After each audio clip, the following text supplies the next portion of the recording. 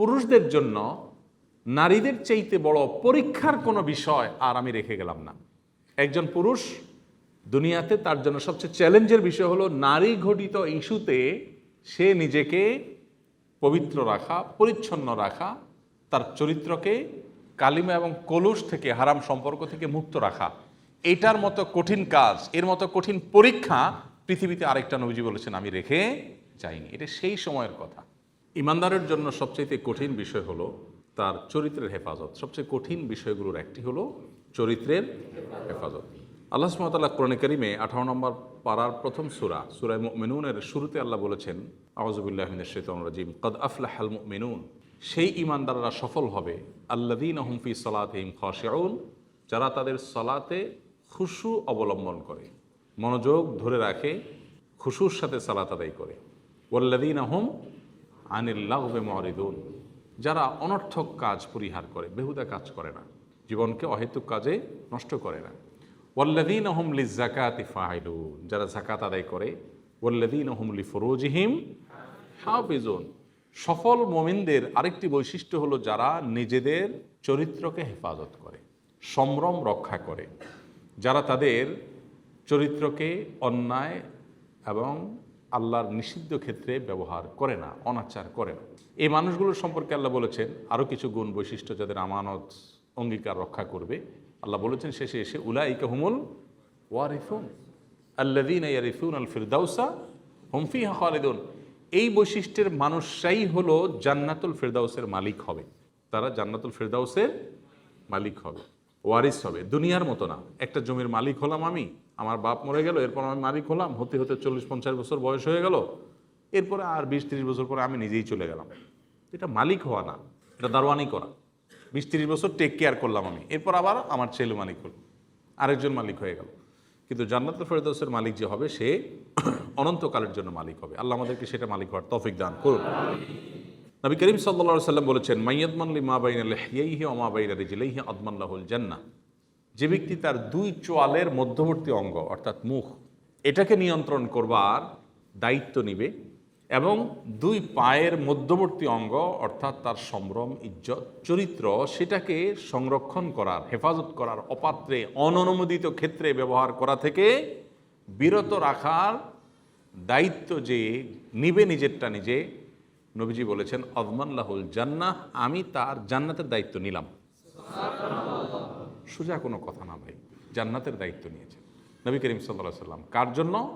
যে নিজের জবান এ মুখ দিয়ে হারাম খাবে না, হারাম বলবে না, আর তার ইজ্জত সম্ভ্রমকে হেফাজত করবে, অপাত্রে ব্যবহার করবে না। এমনকি কেউ যদি হস্তমৈথুন করে সেও অপাত্রে ব্যবহার করলো, কারণ এটা অনুমোদিত পাত্র নয়। তো অনুমোদিত ক্ষেত্র ছাড়া কেউ যৌনাচার করে না, এইটুকুর কন্ট্রোল যদি কেউ করতে পারে নিজের ব্যাপারে এবং জিম্মাদারি নিতে পারে, তাহলে নবীজি তার জান্নাতের দায়িত্ব নেবেন ইনশাআল্লাহ। ভাইরা আমার, এমনিতেই নবী করিম সাল্লাল্লাহু আলাইহি সাল্লাম আরও 1450 বছর আগে বলে গেছেন কি? তিনি বলেছেন যে আমার উম্মতের জন্য এর চেয়ে বড় কোনো ফিতনা আমি রেখে যাইনি। তিনি বলেছেন, মা তারাকতু বাদি ফিতনাতান আদাররু আলার রিজালি মিনান নিসা, পুরুষদের জন্য নারীদের চাইতে বড় পরীক্ষার কোনো বিষয় আর আমি রেখে গেলাম না। একজন পুরুষ দুনিয়াতে তার জন্য সবচেয়ে চ্যালেঞ্জের বিষয় হলো নারী ঘটিত ইস্যুতে সে নিজেকে পবিত্র রাখা, পরিচ্ছন্ন রাখা, তার চরিত্রকে কালিমা এবং কলুষ থেকে, হারাম সম্পর্ক থেকে মুক্ত রাখা। এটার মতো কঠিন কাজ, এর মতো কঠিন পরীক্ষা পৃথিবীতে আরেকটা নবীজি বলেছেন আমি রেখে যাইনি। এটা সেই সময়ের কথা। এখন আপনার যে ওপেন কালচার গোটা পৃথিবীতে প্রমোট করা হচ্ছে, গোটা পৃথিবীতে আজ যে মানুষকে বিভিন্নভাবে উন্মাদনা তৈরি করবার খুব বাজে একটা প্রচেষ্টা আমরা দেখতে পাচ্ছি, যে নিজের চরিত্রকে হেফাজত করার মতো কঠিন আরেকটা কাজ আজকের পৃথিবীতে নেই। তাহাজ্জুদের নামাজ পড়া যত কঠিন, ভোর রাতে উঠে, 5 ওয়াক্ত নামাজ তো বটেই, ফজর নামাজ জামাতের সাথে পড়া যত কঠিন, এমনকি হালাল উপার্জন করা আজকাল যত কঠিন, সবচেয়ে কঠিন কাজগুলোর একটা হলো হালাল উপার্জন করা, এটা যত কঠিন, এর চাইতেও বেশি কঠিন হলো নিজের চরিত্রকে কি করা, হেফাজত করা। এই জন্য ডক্টর খন্দকার আব্দুল্লাহ জাহাঙ্গীর রহমতুল্লাহ আলাইহি বলতেন যে তিনি তার কথা বলতেন যে আমার মতো দাড়ি পাকা বুড়ো মানুষ 5 ওয়াক্ত নামাজের পাশাপাশি তাহাজ্জুদের নামাজ, নফল নামাজ পড়ে আল্লাহকে খুশি করা আমার জন্য যতটা কঠিন হবে, তোমরা যারা যুবক আছো শুধু যদি একটা চ্যালেঞ্জ নাও যে আমাদের চরিত্রে কোনো কালিমা লাগতে দেব না, এবং তুমি যদি সাকসেস হও তাহলে আমার চাইতে তুমি সফল হয়ে গেলে। আমার তাহাজ্জুদের চাইতে শুধু তোমার চরিত্রটাকে হেফাজত করা বেশি উত্তম হয়ে গেল। এই জন্য এই চ্যালেঞ্জটা আমাদের নিতে হবে। ইমানদার সে নিজেকে নিয়ন্ত্রণ করবার সক্ষমতার অধিকারী হতে হবে। ঢিলা মানুষ কখনো ভালো ইমানদার হতে পারে না। ঢিলা মানুষ মানে যেখানে দেখলাম সেখানে কাত হয়ে গেলাম, বুঝেন নাই? কোনো সৌন্দর্যের প্রতি আকৃষ্ট হয়ে ওখানে বায়াত হয়ে মুরিদ হয়ে নিজের ইমান আমল তাকওয়া সব ভুলে গেলাম। এটা ঢিলা মানুষের লক্ষণ। আর টাইট সিরিয়াস মানুষের লক্ষণ কি? না, এটা আমার জন্য অনুমোদিত না, বিধে আমি আমার নিজের নজরকে হেফাজত করব। আল্লাহ শিখিয়েছেন কুল্লুল মুমিনিনা ইয়াগুদ্দু মিন আবসারিহিম ওয়া ইয়াহফাজু ফুরুজাহুম। হে রাসূল, বলে দিন ইমানদারদেরকে তাদের চোখগুলোকে যেন হেফাজত করে, অপাত্র যেন না দেখে। যেটা দেখলাম সে গিয়ে ফেলফেল করে তাকায় থাকলাম, ওরে বাবার এত সুন্দর, এরপর তাকে মনে মনে মন কেলা খাইলাম, মনে মনে বাজে চিন্তা করলাম। ঢিলা মানুষের কথা, যেখানে যা দেখে সেটা দেখে পাগল হয়ে যায়। আর ইমানদার তার চরিত্রকে সে হেফাজত করার জন্য সম্ভব হয়। নো, এটা আমার জন্য অনুমোদিত না। চোখের এরিয়াতে আমি আঁচ করতে পেরেছি যে এমন কিছু এসেছে যেটা আমার জন্য দেখার অনুমোদন নেই। কেন শরীয়ত দেখতে নিষেধ করেছে? কেন নিষেধ করেছে? অনেকে মনে করে এটা বাড়াবাড়ি, না বোঝার কারণে, তারা দিনকে না বোঝার কারণে আমাদের অনেক ভাইরা মনে করেন এটা বাড়াবাড়ি। না ভাই, এটা বাড়াবাড়ি না, এটাই বাস্তবতা এবং এটাই বাস্তবসম্মত, এটাই যথার্থ। কারণ মানুষের চোখ হলো একটা দেশের যেরকম বর্ডার থাকে, মানুষের চোখ হলো মানুষের শরীরের বর্ডারগুলোর মধ্যে অন্যতম। এই বর্ডার যদি নিয়ন্ত্রণের বাইরে চলে যায় তখন রাজধানী কলবও নিয়ন্ত্রণের বাইরে চলে যায়, মনোজগৎ নিয়ন্ত্রণের বাইরে চলে যায়। চোখ দিয়ে যা দেখে মনে তাই মানুষ কল্পনা করে। এজন্য রাজধানী তুল্য কল্প বা অন্তরকে কেউ যদি হেফাজত করতে চায় তাহলে চোখ তুল্য বর্ডার, কান তুল্য বর্ডারকে তার হেফাজত আগে করতে হবে। এই জন্য শরীয়ত বাঁধ দিয়েছে। আজকের দুনিয়া, ভোগবাদী দুনিয়া আপনাকে বলবে কি না, আপনি অন্যায়ভাবে কারোর উপরে চড়াও হতে পারেন না, কাউকে টিজ করতে পারেন না, কাউকে আপনি বাজে কথা বলতে পারেন না। খুব ভালো কথা, এই কথাগুলো ভালো, কিন্তু মুশকিল হলো এমন কালচার প্রস্তুত করে রাখা হয়েছে, ডেভেলপ করা হয়েছে যে তাকে চতুর্দিক থেকে উন্মাদনা তৈরি করার জন্য যা লাগে সব ব্যবস্থা করা হচ্ছে তার জন্য। আবার বলা হচ্ছে না, খবরদার নিজেকে নিয়ন্ত্রণ করতে হবে। হাস্যকর। আর ইসলাম বলে তুমি তোমার চরিত্র হেফাজত করো, তারও আগে নিজের চোখের হেফাজত করো। কারণ চোখের হেফাজত করতে না পারলে তোমার চরিত্রের হেফাজত করা সম্ভব হবে না। এই জন্য আমাদের ভালো মুসলমান আদর্শ মানুষ হওয়ার জন্য নিজের চরিত্র এবং সম্ভ্রমকে হেফাজত করার সংকল্প করতে হবে। চেষ্টা করে যাবেন ইনশাআল্লাহ। ইতিপূর্বে যদি কারোর চরিত্রে কোনো কালিমা লেগে গিয়ে থাকে তাহলে আল্লাহর কাছে তওবা করলে আল্লাহ মাফ করবেন, কিন্তু এই শর্তে তওবা হবে খাঁটি তওবা। খাঁটি তওবার লক্ষণ কি? যে আমি কখনো ওই পাপের ধারে কাছেও আর যাব না। যদি কেউ এই সংকল্প করে ঠিক রাখতে পারে তাহলে ইনশাআল্লাহ বিইذনিল্লাহ আল্লাহ তার পেছনের গুনাহ, জিন্দিগিতে যে জেনা করেছে, হারাম সম্পর্ক সব আল্লাহ মাফ করে দিবেন। এই মোবাইল ফোনে যে হারাম জিনিস দেখা, ইউটিউবে, ফেসবুকে আমরা অনেকেই দেখি, নামাজ পড়ি আবার দেখি। এই রোগটা, এই ব্যাধিটা আমাদের মধ্যে আছে না নেই? নিয়ন্ত্রণ করার জন্য সংকল্প করতে হবে। না আমি দেখব না। যদি আপনি নিয়ন্ত্রণ করার জন্য সংকল্প করেন, দেখেন আমি বলি এটা চুলকানির মতো। চুলকানির মতো, চুলকানির মলম বিক্রি করবো না, বোঝার জন্য বলতেছি। চুলকানিটা হলো মানুষের যখন চুলকায় কোথাও, তো রাস্তা দুইটা, হয় ধুমসে চুলকানো, যেহেতু চুলকাইতেছে ভালো করে চুলকায়। যখন চুলকায় তখন মানে চুলকানির ক্ষেতটা মিটে যায় যেহেতু মজাই লাগে, বাট আফটার চুলকানি জলে, জলে কিনা খুব জলে রক্ত বের হয়ে যায়, জ্বালা পোড়া হয়, তাই না? আর যদি চুলকানোর জায়গাটাকে খুব জোরে সোরে না চুলকায় বরং একটু ডলে ডলে কোনো রকম এটা দমায় রাখা যায় তাহলে ওই চুলকানির মজাটা পাওয়া যায় না ঠিক, কিন্তু জ্বালা পোড়া হয় না। এখন কেউ যদি মনে করে না, ইউটিউবে আমি একটা দরকারি জিনিস দেখতে ঢুকছি, তার আশেপাশে যত বেদরকারি বেহুদা জিনিস আছে, যত হারাম জিনিস আছে, একটাও ছাড়ব না, কারণ আমার চুলকায়, অতএব চুলকানি মিটাইতে হবে। এখন মিটাইতে গিয়া তার কি আসলে জ্বালা কমবে না বাড়বে? বাড়বে। কিভাবে বাড়বে? যখন দেখে তখন মনে মনে কল্পনা করে, ইস, কিন্তু ইস করে তো লাভ নাই। তখন কি হয় বলেন? পরের চ্যাপ্টারটা বলেন না, কি হয়? ওটা যখন চোখের আড়ালে চলে যায়। আল্লাহ রাব্বুল আলামিন আমাকে যে নারীর সৌন্দর্য দেখতে নিষেধ করেছেন। আল্লাহ নিষেধ করেছেন কেন? আল্লাহর কোনো লাভ আছে? আমাদেরকে বাঁচাবার জন্য নিষেধ করেছেন। আল্লাহ জানেন যদি আমরা দেখি তাহলে দেখার পরে মনে মনে অস্থিরতা বাড়বে, আমাদের ঈমান আমল নষ্ট হবে, আখিরাত ধ্বংস হবে, দুনিয়া ধ্বংস হবে। এখন দেখার পর সৌন্দর্য কারোর অবলোকন করার পর, হারাম ও পাত্রে দৃষ্টি দেওয়ার পর তিনি চোখের আড়াল হয়ে গেলেন। এবার আপনার মনের ভিতরে জ্বালা শুরু হবে কি হবে না?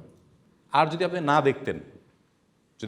দেখতেন, আঁচ করতে পেরেছেন যে এরকম কিছু চোখের দৃষ্টি সীমানার মধ্যে এসেছে, আমি দৃষ্টিকে অবনত করে ফেললাম। আল্লাহ বলেছেন, কুল্লিল মুমিনিনা ইয়াগুদ্দু মিন আবসারিহিম, ইমানদার পুরুষদেরকে বলে দিন তারা যেন তাদের চোখকে অবনত করে। যদি আমি চোখটা অবনত করে ফেলি এবং তার দিকে আমি দৃষ্টিপাত যদি না করি, তাহলে কি হবে? ওই যে চুলকানির মতো, তখন একটু কষ্ট হবে, কিন্তু সাথে সাথে একটা হাদিস আছে, কেউ যদি হারাম পরনারীর দিকে দৃষ্টিপাত করবার সুযোগ পায়, এরপরে সে যদি না দেখে, আল্লাহ তাআলা তাকে সাথে সাথে একটা ঈমানের স্বাদ আস্বাদন করার তৌফিক দান করেন। যদিও এই হাদিসের সনদকে মুহাদ্দিস অনেকে দাঈফ বলেছেন, কিন্তু এটা পরীক্ষিত বিভিন্নভাবে যে যদি সাথে সাথে কেউ নিজের চরিত্রকে হেফাজত করে, তৎক্ষণাৎ এবং নগদ আল্লাহর পক্ষ থেকে যে নেয়ামতটা আসে সেটা হলো ঈমানের স্বাদ অন্তরে আস্বাদিত। অর্থাৎ সে যে হারাম এবং পাত্রে দৃষ্টি করলো না, অপাত্রে যে দৃষ্টি করলো না, দিল না, এজন্য সাথে সাথে কিছুক্ষণ পর যখন তার চোখের আড়াল হয়ে যায় সে, তখন তার কাছে ভালো লাগা কাজ করে, আলহামদুলিল্লাহ আমি আল্লাহর একটা নির্দেশ রক্ষা করতে পেরেছি। নবী করিম সাল্লাল্লাহু আলাইহি সাল্লাম বলেছেন, তোমরা কি জানো যে মানুষকে সবচেয়ে বেশি জাহান্নামে নেবে কিসে? মানুষের কোন অঙ্গের গুনাহ মানুষকে সবচেয়ে বেশি জাহান্নামে নিক্ষেপ করবে? সাহাবা একরাম বলেছেন, আল্লাহ এবং তার রাসূল ভালো জানেন। তখন নবীজি বলেছেন, আল ফামু আল ফারজ, মুখ এবং লজ্জাস্থান, এ দুটি অঙ্গ মানুষের সবচেয়ে বেশি জাহান্নামে যাওয়ার কারণ হবে। অর্থাৎ এগুলোকে কন্ট্রোল করতে না পারলেই তার দুনিয়াও ধ্বংস, আখিরাতও ধ্বংস।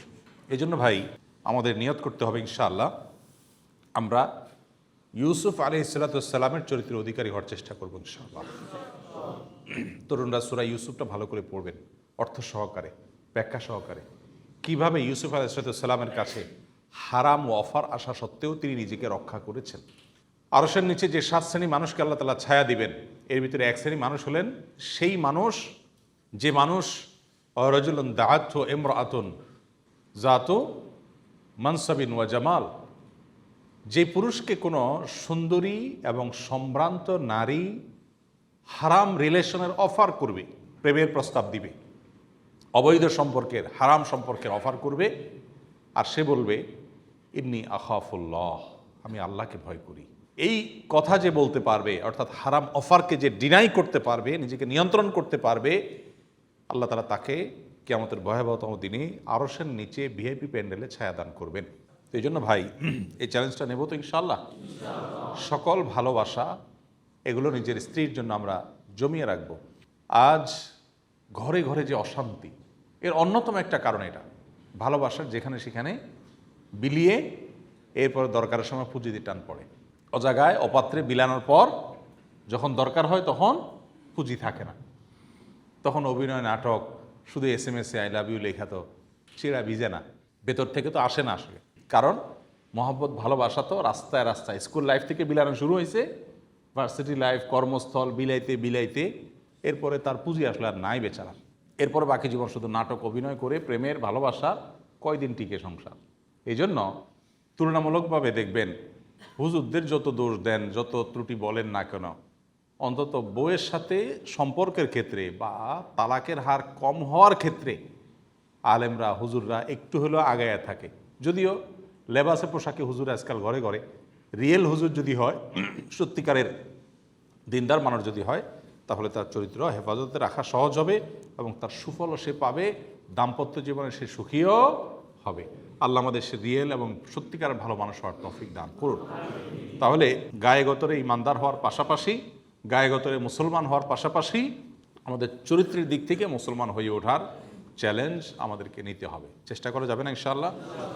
গোটা সমাজ আপনাকে ভোগের জন্য দাওয়াত দিচ্ছে, চরিত্র নষ্ট করার দাওয়াত দিচ্ছে। আল্লাহ নবী সাল্লাল্লাহু আলাইহি ওয়াসাল্লাম আমাদের সবচেয়ে আপন, আমাদের সবচেয়ে কল্যাণকামী, তিনি মানব জাতিকে এই ধ্বংসের হাত থেকে রক্ষার জন্য বলে গেছেন। আজ সেটা আমাদের কাছে বড় পানসে। আজ কোনো যুবকের যদি হারাম রিলেশন না থাকে, মনে করা হয় সে বোধহয় রিজেক্টেড, বাতিল, অচল, কেউ তাকে চয়েস করলো না, অথচ সেই হলো পিওর, আর বাকি সব ভেজাল। আল্লাহ আমাদের পিওর হওয়ার তৌফিক দান করুন। আসুন্নাহ ফাউন্ডেশন, উম্মার স্বার্থে সুন্নাহর সাথে।